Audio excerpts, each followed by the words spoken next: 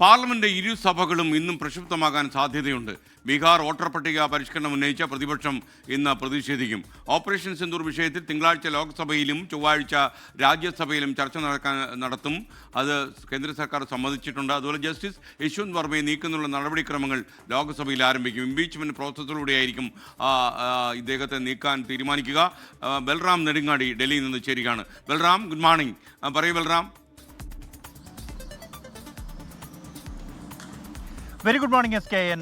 പാർലമെന്റിന്റെ ഇരുസഭകളും ഇന്നും പ്രക്ഷുബ്ധമാകാനുള്ള എല്ലാ സാധ്യതകളും നിലനിൽക്കുകയാണ്. പ്രധാനമായും ഈ സമ്മേളനം ആരംഭിക്കുന്ന കാലയളവിൽ തന്നെ ഒട്ടേറെ വിഷയങ്ങൾ ആയുധമാക്കും എന്ന് പ്രതിപക്ഷം വ്യക്തമാക്കിയിരുന്നു. അതിൽ ഏറ്റവും പ്രധാനം ഓപ്പറേഷൻ സിന്ദൂറും ഒപ്പം തന്നെ പഹൽഗാം ഭീകരാക്രമണത്തിൽ ഇടയാക്കിയ സുരക്ഷാ വീഴ്ചയുമാണ്.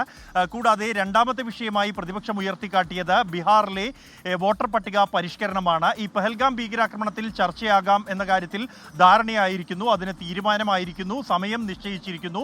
തിങ്കളാഴ്ച ലോക്സഭയിലും ചൊവ്വാഴ്ച രാജ്യസഭയിലും പഹൽഗാം ഭീകരാക്രമണവും ഓപ്പറേഷൻ സിന്ദൂറും ചർച്ച ചെയ്യും. ഇരുസഭകളിലും 16 മണിക്കൂർ ചർച്ചകളാണ് ഈ വിഷയത്തിൽ ഉണ്ടാകുക. ഈ വിഷയത്തിൽ എന്നാൽ പ്രധാനമന്ത്രി വിശദീകരണം നൽകണം എന്ന പ്രതിപക്ഷത്തിന്റെ ആവശ്യം അംഗീകരിക്കപ്പെട്ടിട്ടില്ല. അതേസമയം ഈ ഒരു ആവശ്യം ഏതാണ്ട് ചർച്ച ചെയ്യാമെന്ന ധാരണയിലെത്തിയതോടുകൂടി ബീഹാറിലെ വോട്ടർ പട്ടിക പരിഷ്കരണമാണ് പ്രതിപക്ഷം പ്രധാന ആയുധമാക്കുന്നത്.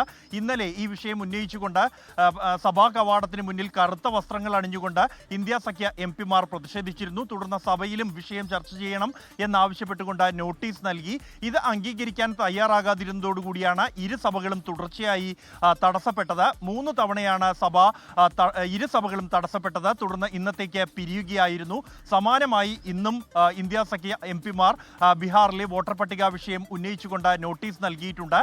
ഇത് അംഗീകരിച്ചില്ലെങ്കിൽ പ്രതിഷേധം തുടരാൻ തന്നെയാണ് ഇന്ത്യ സഖ്യത്തിന്റെ തീരുമാനം. അതേസമയം ജസ്റ്റിസ് യശ്വന്ത് വർമ്മയെ ഇംപീച്ച് ചെയ്യുന്നതുമായി ബന്ധപ്പെട്ടുള്ള നടപടികൾ ആരംഭിച്ചു കഴിഞ്ഞിരിക്കുന്നു. അത് 2 സഭകളുടെയും അധ്യക്ഷന്മാർ ഉന്നത ഉദ്യോഗസ്ഥരുമായി നടപടിക്രമങ്ങൾ ഉൾപ്പെടെയുള്ള കാര്യങ്ങൾ സംബന്ധിച്ച് ചർച്ച ചെയ്തു. മുൻ അനുഭവമുള്ള ഒരു വിഷയമല്ലാത്തത് കൊണ്ട് തന്നെ ഇക്കാര്യങ്ങൾ വിശദമായ സാങ്കേതിക കാര്യങ്ങൾ പരിശോധിച്ച ശേഷം മാത്രമായിരിക്കും നടപടികളിലേക്ക് കടക്കുക. ആഭ്യന്തരമന്ത്രി അമിത്ഷായുമായും ഇക്കാര്യങ്ങൾ എല്ലാം തന്നെ ചർച്ച ചെയ്തിട്ടുണ്ട് ഇരുസഭകളുടെയും അധ്യക്ഷന്മാർ.